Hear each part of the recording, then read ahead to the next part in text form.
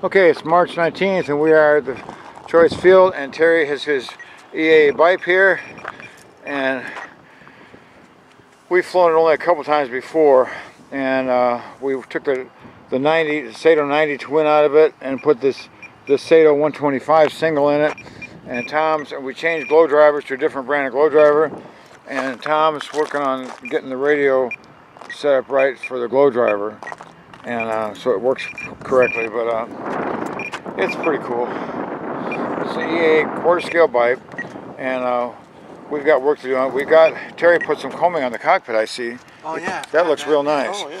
And so this was closed off. If I get to see where my finger is, there it is. This was closed off across here, okay? So what I did is, I wanted to replace the servo, so I took the whole servo tray out and everything. I took the balsa wood that was across here, I took that off, that deck, took that out all the way. And the servos are down inside now, but I put them off to the side and out of the way so we could put a full cockpit in, which we're going to do. So, anyway, it's pretty cool. I made this hatch for it, which is kind of nice. So you can see the fuel tank and everything, okay? And there's the fuel tank, there's the glow driver battery and all that. And this has magnets on it. We're using rubber band because the magnets aren't quite strong enough. You thought they would be, but they're not. So the master's over there doing his thing with the electronics. And Terry's waiting with great anticipation to fly this again. And we're doing pretty good. I've got to redo the cowling here. We still have a hole on this side of the cowling where the other cylinder was out. So instead of doing all new cowling, which is a pain in the neck, to cut it all out and then repaint it and all this other stuff, I'm just going to fill this in. I'm going to put something behind it and get some material this thickness and put it in here, so when I'm done you won't even know it's been opened. So then we'll get a prop that's got some paint on it so it looks nice and all that stuff, and he should be pretty well set. These tires don't have any air in, but those are the kind of tires you blow up.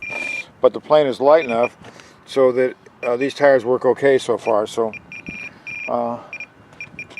we got a little bit of wind out of the west, which always helps the tail draggers. It's almost not straight down the runway, which is fine. So we're kind of looking forward to this. We have fun. So over here I got my smoothie, which is, I love this little plane. It's a great plane smoothie, and I did some mods to it. I cowled the whole nose in. As you can see, it's all cowled in. I made a hatch that goes from here clear back to here. So when you pull it out, you can see the servos in here, fuel tanks all here, and all that stuff. And I redid the landing gear here, where it had wire here and wire here. I put balsa between them and I hogged it out so it fits right over the wire. And then I glassed it, and then I put monocoat on it. I had wheel pants, and I did some other things, but I can't remember what all I did. But anyway, it flies great and it looks okay. So anyway,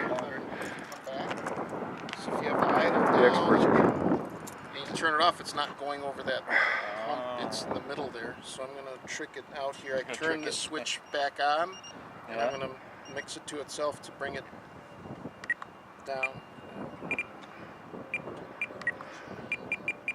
Tom is such a help to us because neither one of us know. Figure it out. Yeah, you know, Terry, he works on airplanes as much as he can, but he's real busy with his business and everything else he's got going on. And I have my own business too, but I love to build, so we lean on Tom to do the radio stuff for us, so we can do everything else. And so, thank goodness for Tom. So it's worked out great. So I'm learning a little bit as I go along. This is Terry's Cougar that he's had for probably at least 30 years, and he's flown it like all of his airplanes. He's had them for like 85. Since 85. Shit. 85. So anyway, it's got a ASP 61 on it, which runs real great. Those old engines like that were very good at the time, and because they weren't really highly tuned, so they're real reliable, and it has plenty of power for that 40 size airplane, and it works great.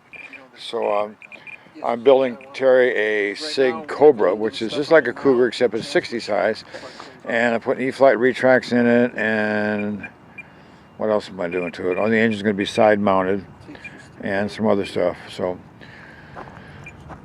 we're doing pretty good. We're getting kind of a fleet of airplanes. So Tom and Terry and I have 3 identical airplanes. They look like 4-star 40s, if you remember what those planes look like. And so these planes were built by a good friend of mine that recently passed away, Don Rice, bless his heart. He was a super good guy. And he came up with these planes, and he designed them and kitted them, and they're really nice.